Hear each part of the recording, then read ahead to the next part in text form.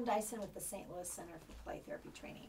I'm here today with a play therapy technique that comes from my friend, love to call her my friend because she is, and my colleague in play therapy, Leanna Lowenstein. It's from her book, More Creative Inventions for Troubled Children and Youth. If you're someone who practices play therapy in an agency, in a private practice, whether you're a home-based therapist or you're a school-based counselor, school therapist, social worker, whoever you are, if you're using play therapy and you work with kids, chances are probably good you've heard of Leanna and her books, and if not, then you need to check her out.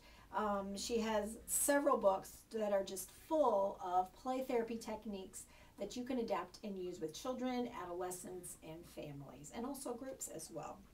So wonderful resources, and look how dog-eared my copy is. Does that tell you how much I use it? Definitely use it all the time. This particular technique, she uses the game Ker-Plunk.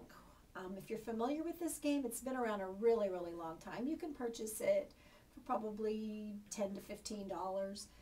Sometimes these types of games can be on sale around the Christmas holidays. So if you don't have this game and you're looking for it, you know, I'm taping this right now. This is June.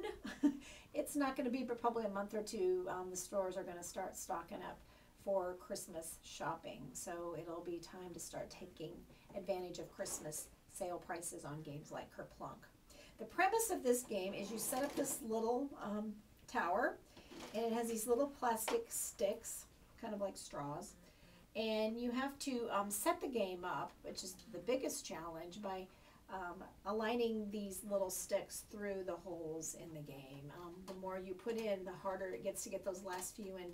The sticks kind of intermingle with one another in the middle of the game, so it's hard to get them all in the right place. So what's kind of fun when I use this game with a child is, do they get frustrated easily with trying to put those sticks in there? Do they stick with it? Do they give up? Does it make them angry? Do they want me to do it for them? So it's a great way for me to assess their frustration tolerance. Once the game is set up like this and all the sticks are in place, you take the marbles that come with the game, and there's a hole on the top, and you put the marbles inside the tube. And this game is set up for 4 players, so you can do it with 2. You could do it in a group. You could do it in a family setting. If you have more than 4 people, you probably would want to pair people up, and they could work together as a team of 2. You get all the marbles in. The object of the game is to take turns pulling out the sticks and trying to avoid having any of the marbles fall. So if the marbles would all fall out on one person, then the game is over and that person lost. So it has a little hole in the bottom, so when it's your turn, there's numbers down here. So if I was player number 1, I would line it up so that if I dropped any marbles during my turn, the marbles would fall out into my little portion of the tray. So you take turns pulling the sticks out, seeing if it's going to drop a marble. I'm going quickly here so I can kind of show you how the game works. Keep pulling, and of course when you want one to fall, there we go. So I dropped 2. Leanna has situational cards that she's come up with, and these are included in her book.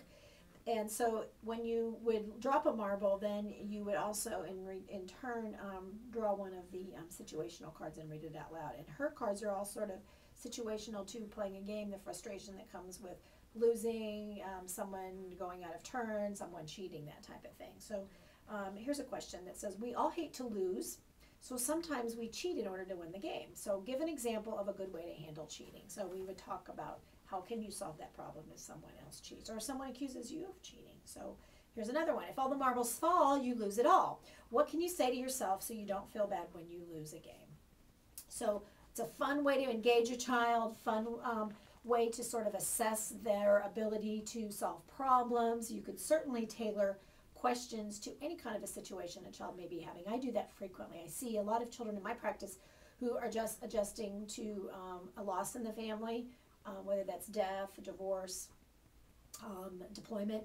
And so by making situational cards that are specific to their situation, we can assess how they are with coping with those adjustments in their life. So a fun way to do that is to utilize traditional games and kind of twist them up a little bit by adding a therapeutic element. I hope you've enjoyed me sharing this technique with you. I appreciate Liana compiling her techniques in a book and providing them out there for us to use. So I always like to remind people that to make sure that you are well trained in play therapy before you utilize a lot of these techniques, and that also you don't just take the technique and use it exactly in the way it's been presented to you. Take a close look at it, take a close look at the child that you're working with, and make sure that your approach to using this as a technique, as an intervention, is going to be most appropriate, most beneficial for that client. If you'd like to learn more about play therapy, if you'd like to connect with me, you can find me at stlplaytherapy.com. You can find links on that website to connect with me on all the social media sites, whether that's Facebook, Pinterest, LinkedIn, Twitter. I also have a blog. I would love to hear from you. I'd love to hear your comments on techniques that I've shared with you and maybe how you've used them in a different way. If you have a question about a specific situation that you're trying to learn how to come up with a better intervention, I'd be happy to help you with that too. So connect with me because I'd love to hear from you.